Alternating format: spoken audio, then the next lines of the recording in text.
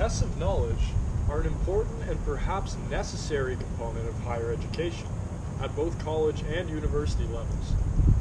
Without these tests, arguably, there is no definite way to conclude whether or not a student has acquired the knowledge that is required by the curriculum. The fact of the matter is, these tests can be very stressful for students. Some might argue that this stress is a good thing. It acts as a force which drives students to study better and thus perform better on tests. But when tests are scheduled too closely together, there are definite incongruences between the marks of students and the stress levels. The argument in this case is not that these formal tests of knowledge shouldn't be administered. However, there is a similar issue that needs to be addressed on campus. It seems that an increasing number of students have been voicing their opinions about the way their midterms are being scheduled.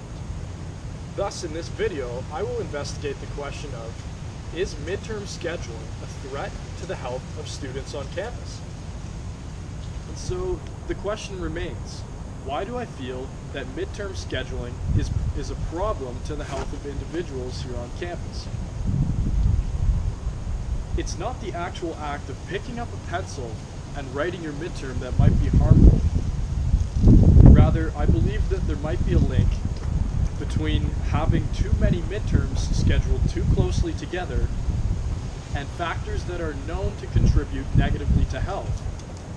Specifically, I hypothesize that having 2 or more midterms 24 to 48 hours apart may correlate strongly with A, sleep deprivation or lack of sleep, and B, alcohol and drug abuse prior to a midterm or within 12 hours after writing the midterm. Though I will not be able to formally prove or disprove this claim using the methods chosen, I hope that by bringing awareness to this issue, I might inspire other research surrounding it. Now, to evaluate my claim, I will ask interviewees a series of 4 questions. The first question I'll ask is, have you had 2 or more midterms scheduled 24 to 48 hours apart? Number 2, do you believe that midterm scheduling is or is not a threat to the health of students on campus? Number 3, have you lost sleep as a result of this scheduling? And number 4, have you abused drugs or alcohol as a result of this schedule? Is it on? Yeah. Okay. All right. All right. I bet it is. Okay. Okay, so first question I have is, have you had 2 or more midterms scheduled 24 to 48 hours apart? I have. You have? Yes, not in first year I did, not this year. First year I had 4 in 2 days. That's brutal. Yeah. Not yet, but for finals, I have 2 finals within like 2 days. So basically, I have 2 finals on the 16th and then 2 on the 19th or something like that. Yeah. You have? Okay. I have. You have? Yeah. In each other? Yes, I wrote 2 midterms on the same day as on October 22nd. Yeah, a couple. Yeah. This one last. So then the second question is, do you think that in general, the way that midterms are scheduled could present a health issue for students on campus? Yeah, for sure. Because if you have 2 midterms that are really close, I know this semester I had 2 midterms on the same day. They were both very important to me. Both weren't the same, and I found it extremely hard and stressful to study for both of them. Yeah. I find myself pulling all-nighters and unhealthy things, drinking unhealthy amounts of caffeine to get through it. Yeah, absolutely. If midterms are too close, and students can get really stressed out, especially first-year students who are sort of dealing with that adjustment. Right. Yeah, absolutely. Like, I don't think it's a purpose for sure. Like, but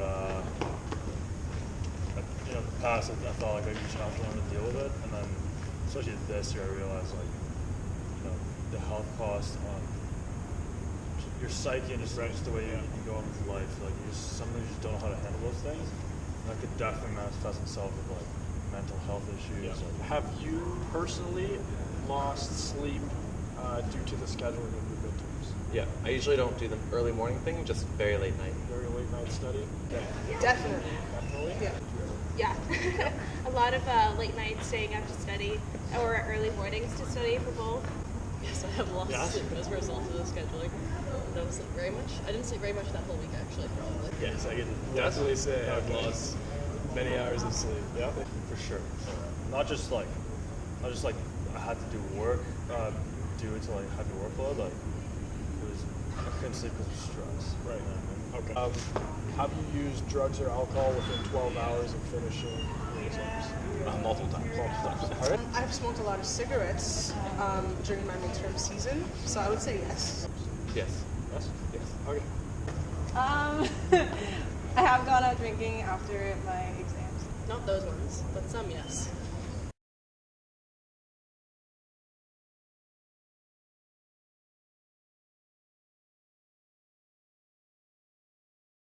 Honestly, I was not completely shocked by these results. Perhaps it's common knowledge that midterm scheduling is a problem for students, but perhaps it's not being changed because voices aren't being heard by the right people. To make one thing clear, this video was never designed to empirically prove that midterm scheduling results in sleep loss or sleep deprivation and drug and alcohol use close to midterm season.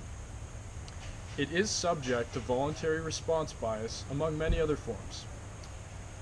However, at the very least, this video does make the case that lack of sleep and drug and alcohol usage are associated with poor scheduling of midterms.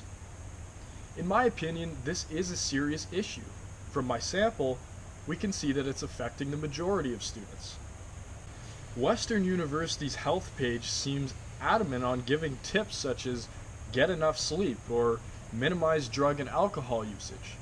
So my question is, why configure a system which invites students to do precisely the opposite? Curving is a form of maintaining an average so that it might remain consistent on a year-to-year basis. This technique might be used so that if an exam or midterm is set too hard or too easy, marks might be adjusted to fit the average.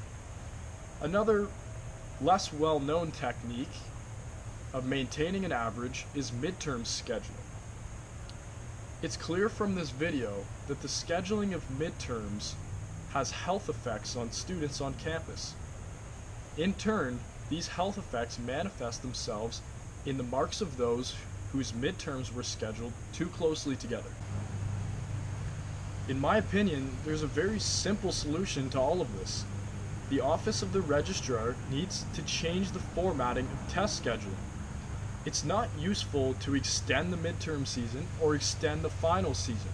Instead, we should look at required examinations in required courses across all programs and ensure that they are not within 48 hours of each other. That means no back-to-back-to-back-to-back exams, no back-to-back-to-back exams, and no back-to-back exams. A student shouldn't have to write exams that are within 48 hours of each other. In this way, we can maximize the amount of students that are affected by the change, decrease the proportion of students who are sleep deprived or who have lost sleep, and those abusing drugs or alcohol. We have just discussed how to decrease the prevalence of this issue. In order to decrease the harm to each individual student, given that midterm scheduling by the registrar will not be changed, I will give 3 pieces of advice. The first piece of advice I'll give is, try and start studying for your tests of knowledge 2 to 3 weeks in advance, ideally. The second piece of advice I'll give is, try and find other outlets for your stress or reward mechanisms besides drugs and alcohol. And the last piece I'll give is, don't lose sleep. Numerous studies have shown over and over again that you are better going into a test well rested than you are going in sleep deprived, even giving extra hours of study.